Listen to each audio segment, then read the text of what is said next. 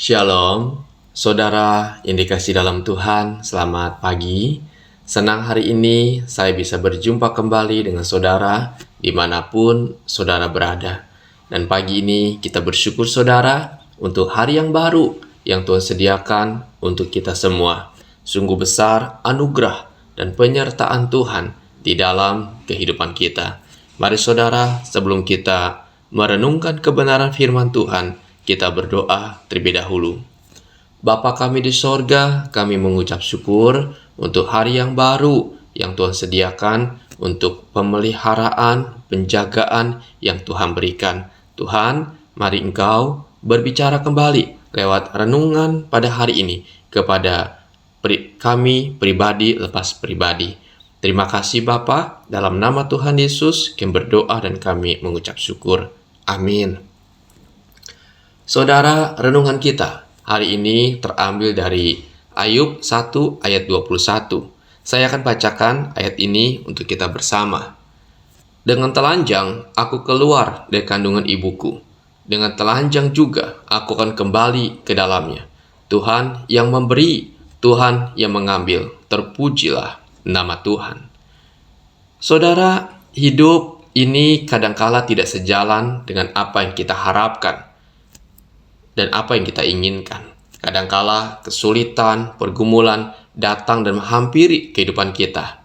Pertanyaannya ialah, ketika kesulitan dan pergumulan datang dan hadir di dalam kehidupan kita, bagaimana respon kita? Saudara, kalau kita melihat kehidupan Ayub, kita dapat melihatnya dengan jelas sekali.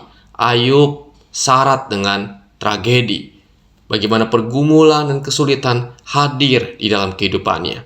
Di dalam pasal yang pertama, Ayub menghadapi malapetaka satu demi satu. Dia kehilangan kekayaan, keluarga, dan akhirnya kesehatannya. Kita melihat ada orang-orang Sheba yang merampas lembu sapi dan keledai-keledainya yang begitu banyak. Ada petir yang menyambar mati kambing domba dan penjaga-penjaganya. Ada orang-orang Kasdim yang merampas unta-unta. Juga iblis pakai angin ribut membunuh 10 anak Ayub. Oh saudara, sungguh luar biasa bagaimana penderitaan pergumulan datang kepada Ayub satu demi satu. Saudara, apa yang dialami oleh Ayub bukanlah perkara yang kecil dan mudah, tapi luar biasa dahsyatnya. Dari orang kaya menjadi tidak memiliki apa-apa. Ayub menjadi jatuh miskin. Bahkan dari anaknya 10 menjadi tidak memiliki satu anak pun. Saudara, sewaktu ia duduk di tumpukan debu, dipenuhi oleh bisul dari ujung kepala sampai ujung kaki. Normalnya kita akan berkata seperti istri Ayub, masih bertekunkah engkau dalam kesalehanmu? Kutukilah Allahmu dan matilah. Tapi Ayub dengan tegas mengatakan, engkau berbicara seperti perempuan gila.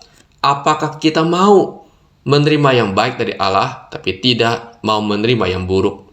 Dalam kesemuanya itu, Ayub tidak berbuat dosa dengan bibirnya.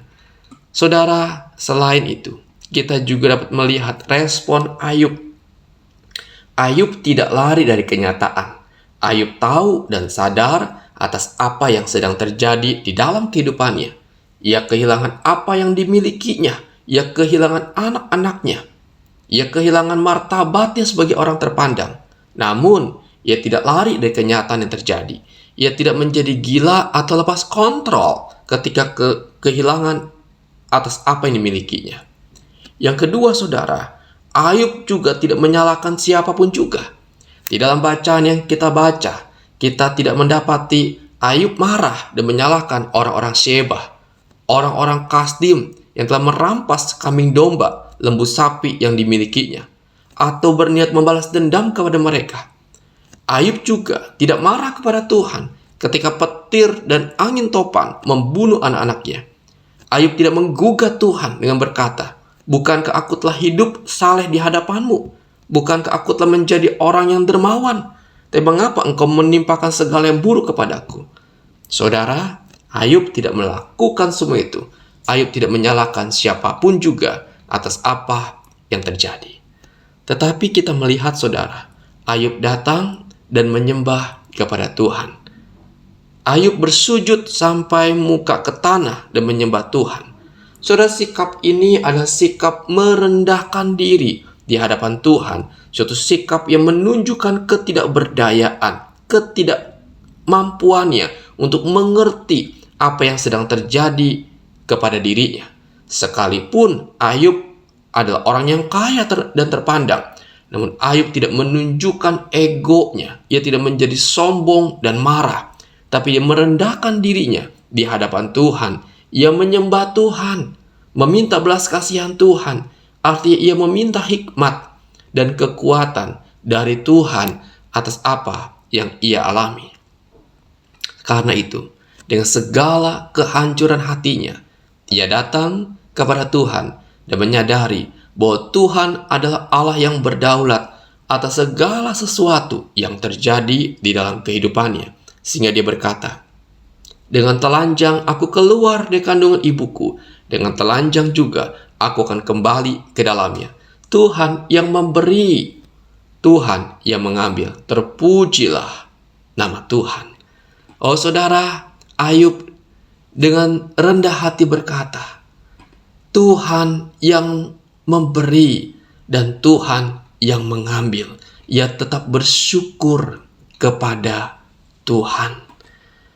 Ayub meresponi pergumulan, kesulitan yang sedang dia hadapi dengan datang mendekat kepada Tuhan, dengan datang bersyukur kepada Tuhan dan menyadari dirinya adalah ciptaan Tuhan.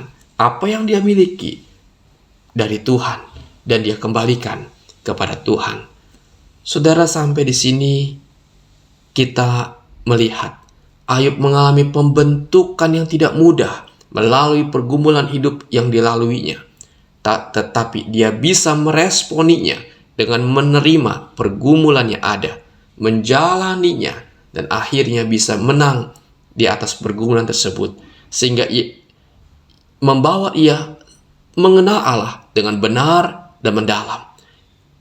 Di dalam pergumulan, Ayub tidak menjauh, tapi semakin mendekat kepada Tuhan. Saudara, mari kita belajar. Apapun pergumulan sedang kita hadapi, biar kita boleh meresponinya dengan dekat dengan Tuhan, dengan meminta kekuatan kepada Tuhan, dengan tetap bersyukur kepada Tuhan, dan meminta hikmat di dalam menjalaninya. Kita percaya Tuhan turut bekerja di dalam segala sesuatunya untuk mendatangkan kebaikan bagi anak-anaknya yang mengasihi Dia. Saudara, mari kita sama-sama belajar dari kebenaran firman Tuhan ini.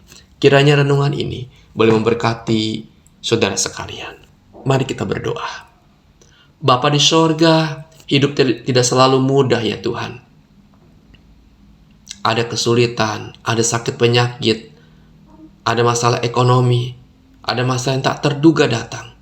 Tuhan, tolong kami sebagai anak-anak-Mu, agar kami dapat meresponinya dengan benar. Bukan menyalahkan Tuhan, tapi sebaliknya, agar kami minta kekuatan untuk menjalani semua yang ada, sehingga kami dapat keluar sebagai pemenang dan nama Tuhan dipermuliakan. Terima kasih ya Tuhan, pimpinlah kehidupan kami sepanjang hari ini. Berbagai hal yang kami kerjakan, baik di kantor, baik kami yang berpergian, baik kami yang berkendaraan umum, baik kami yang sebagai pekerja pabrik, staf gereja. Tuhan, berkati kami. Biar kasih karunia-Mu menyertai kami sepanjang hari ini. Terima kasih Bapa. Di dalam nama Tuhan Yesus kami berdoa dan kami mengucap syukur. Amin. Puji Tuhan saudara, kita telah mendengarkan renungan firman Tuhan pagi hari ini. Kiranya terang firman Tuhan boleh menerangi langkah hidup kita sepanjang hari ini. Dan sampai jumpa lagi di renungan selanjutnya dalam channel Sate Kristen. Tuhan Yesus memberkati.